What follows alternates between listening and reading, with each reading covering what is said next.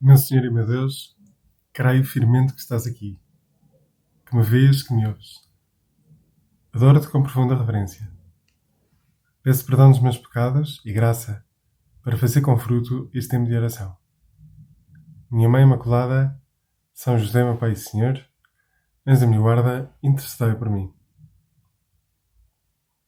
Em 1997 saiu um filme italiano que é muito famoso e que pode ser um bom propósito de oração. Sempre bom fazermos propósitos de oração e este pode ser um deles, um fácil, que é A Vida é Bela, de Roberto Benigni, que é uma grande comédia, um clássico, que é famoso pela aquela célebre expressão do bom dia, princesa, bom giorno, principesa, dizia este ator tão engraçado, que nesse filme representa um papel de um judeu que depois é perseguido na Segunda Guerra Mundial junto com a sua família.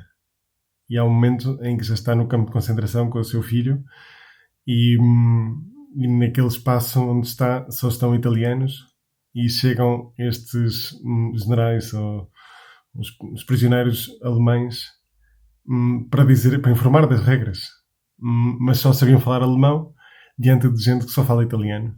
Então perguntaram se havia algum que sabia traduzir, se podia traduzir, e o Roberto Benigni, o ator principal, o pai, oferece e põe-se junto ao alemão que gritava as suas ordens e dispõe-se a traduzir.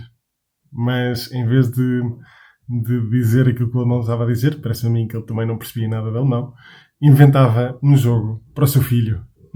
O jogo e os pontos que ia perder, os pontos que ia ganhar, dependendo daquilo que fazia ou não fazia, e o filho cada vez com a boca mais aberta a pensar que estava num jogo, quando na realidade estava num campo de concentração.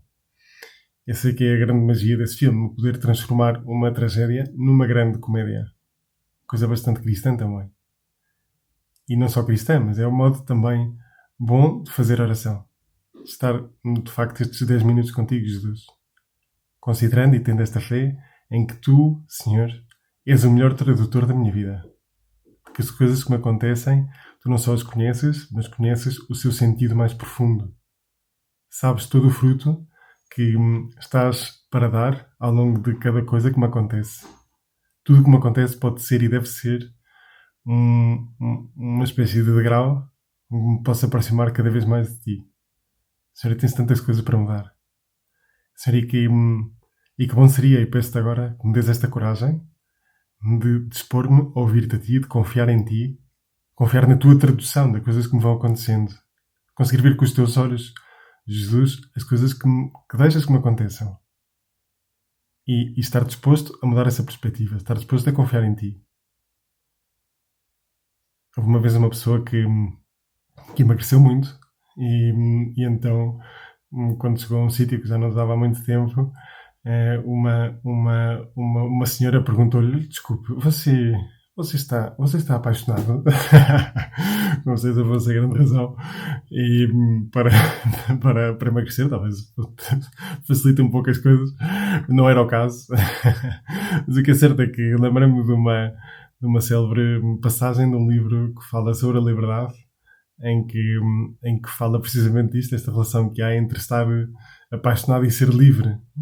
E dizia um parágrafo que talvez nos possa ajudar a rezar agora, dizia que muitas canções e inumeráveis poemas expressam que o amor e a liberdade estão intimamente ligados.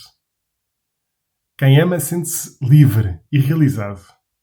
E quanto maior é o seu amor, maior é a sua liberdade. E depois acrescentava: uma pessoa apaixonada, uma pessoa enamorada, é capaz de dançar à chuva, de abraçar o seu inimigo mais declarado, de enviar um ramo de flores a um funcionário mal-humorado e organizar uma festa, mesmo que só sobre limonada na despensa. É feliz e quer partilhar a sua alegria com toda a gente.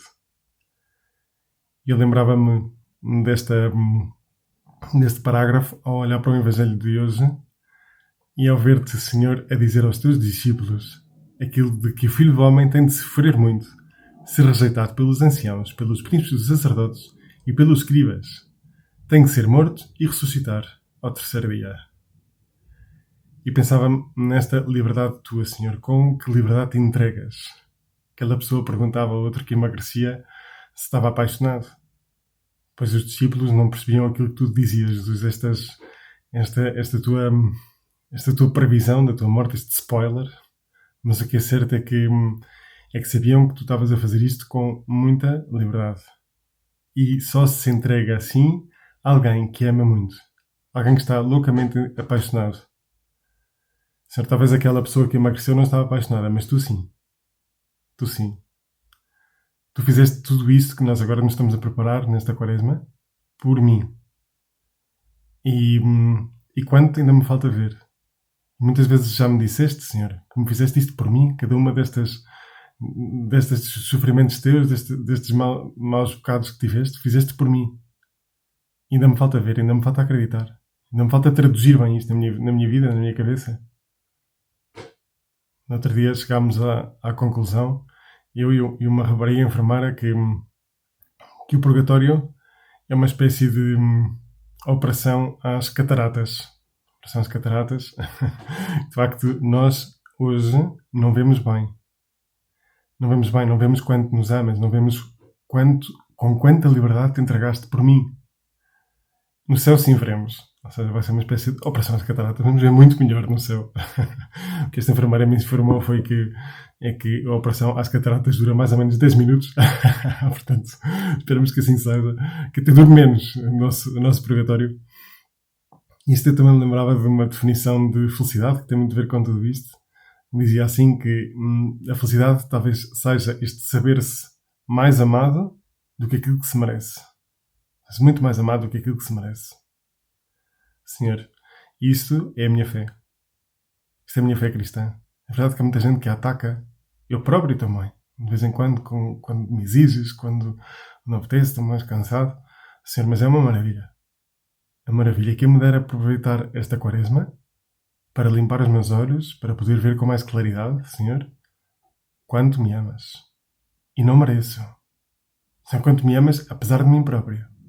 Quanto é que deste por mim? Senhor, depois também é natural, não é? Que me digas depois de dizeres isto aos apóstolos, dirigindo-se a todos, diz o evangelista, disse: e se alguém quiser seguir-me, renuncie a si mesmo. Tome a sua cruz todos os dias e siga-me. Senhor, isto dizemos-te agora. Queremos fazer isto nesta quaresma. E não só nesta quaresma, mas toda a minha vida, Senhor. Quero seguir-te, custa o que custar. Mas só com aquela lógica de estar amado, não é? Sentir-me amado. Senhor, como me amas, e isso é o que me estou a preparar agora para fazer, para poder contemplar esta Semana Santa, aquele momento tão importante da tua vida em que te entregaste realmente por mim. Senhor, só então é que eu vou ser capaz de dançar à chuva, abraçar o meu inimigo mais declarado, enviar um ramo de flores a um funcionário mal-humorado, organizar a festa mesmo só com a limonada. E podemos acrescentar mais coisas. Né? Aquele peixe à sexta-feira, que fazeremos com muitíssimo gosto. Aquele jejum, para aqueles que já temos idade, à quarta-feira de cinzas ontem e na sexta-feira santa. Também não é assim tanto. Mas, sério, com muitíssimo gosto vamos fazer isto. Mas também lembrava de uma coisa que talvez possa fazer com mais atenção nesta quaresma, que é procurar ganhar mais em silêncio. Senhor, ouvir-te melhor. Ouvir-te melhor também para dispor-me a ouvir-te melhor. Para que me mudes, para que me contes a tua perspectiva, o que é que achas, que planos tens para mim. E hoje em dia, Jesus, temos todos nós um grande adversário chamado scroll. Scroll infinito. Ver notícias, ver tantos feeds, tantas redes sociais. Senhor, ajuda-me. Ajuda-me que nesta quaresma faça também abstinência de tantas luzinhas que me afastam de ti. De tantas distrações que, ao fim e ao cabo, distraem a minha oração. Há um ponto do caminho em que São José Maria diz o seguinte: porque has de olhar se o teu mundo o levas dentro de ti. Jesus, e talvez me digas agora, quando faço oração, quando estou na missa, quando há momentos em que podias estar em silêncio, porquê que has de olhar ao telefone? Se estás a falar comigo. Ou se estamos na missa, porquê que has de falar ao telefone? estar a olhar para as notícias. Estás no céu já, quase. Estás a falar com o teu Pai do céu, com Santa Maria, que é tua mãe e que te ama com loucura. Nossa Senhora foi capaz de dizer que a minha alma engrandece o Senhor. Jesus, que eu nesta quaresma tenha a coragem, Senhor, também de agradecer-te na minha atenção. Agradecer também neste recolhimento que tão preciso para ti, para te ouvir melhor, para dar-te um bocadinho mais daquilo que é a minha capacidade mental, para não chegar à oração simplesmente com 30 mil imagens a vaguear e não consigo concentrar-me. Senhor, que boas mortificações me vais dar, e sacrifícios posso dar-te, mas um deles pode ser este jejum do telemóvel durante algum tempo do dia. Oferecer-te isto, Senhor, para que tu me possas falar, para que tu também, tal como naquele filme, possas transformar a tragédia da minha vida numa autêntica comédia. Dou-te graças, meu Deus, pelos bons propósitos, afetos e inspirações que me comunicaste nesta meditação. Peço-te ajuda para os pôr em prática. Minha Mãe Imaculada, São José, meu Pai e Senhor, anjo da minha guarda, intercedei por mim.